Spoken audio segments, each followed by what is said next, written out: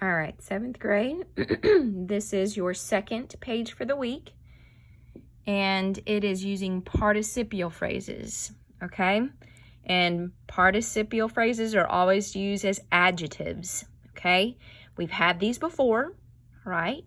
And if you look up here, your most common endings, ing, d, and ed.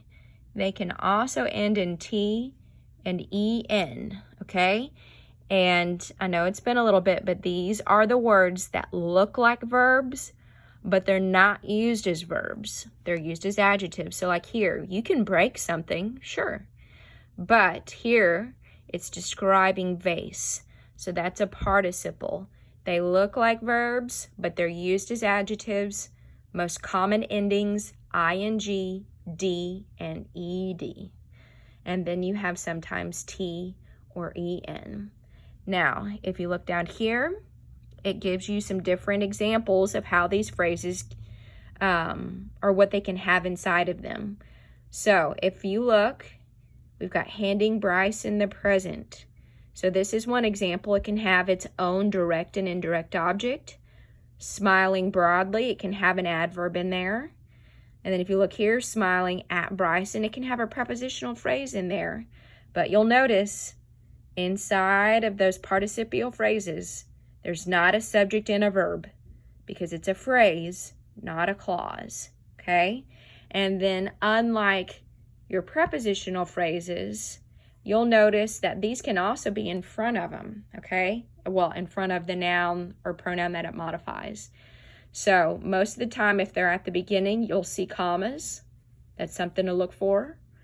Or, just like your prepositional phrases used as adjectives, they can also follow a noun that they modify. So, let's look at exercise A, and let's do half of it. So we are looking for words that look like verbs, but they're not your verb, and they have specific endings. Number 1.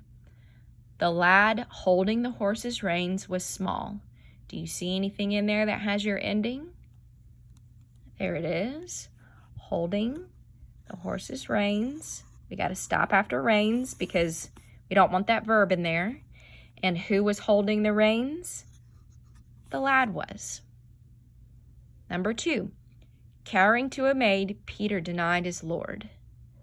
Do we see our ending? Here it is. And let that comma help you. It'll tell you where it ends. And who cowered? Peter. Number 3, workers skilled in metallurgy were imported from Tyre. Look for your ending. Well, you've got 2 that end in ed here, but one of these has a helping verb. If it's got a helping verb, it's got to be your verb. So we're going to go up here, skilled in metallurgy. And who was skilled? The workers were. Number 4, pleased with the news, the old gentleman smiled. So we've got 2 endings here, ed, but this has a subject and a verb there. So we're going up here with pleased with the news, and who was pleased? The gentleman. All right, number 5, the saints tread upon a road paved with pure gold. All right. So we've got the ed ending here. Paved with pure gold. And what was paved? Road. There you go. There's the half. So remember to be looking for your endings. If it's going to start your participial phrase, it has to have your ending. And if you have a sentence like number 4, or number 3 where you have, more than one word with an ed ending, find your subject and see what your subject is doing. Or, like number 3, look for a helping verb. If it has a helping verb, it has to be your verb.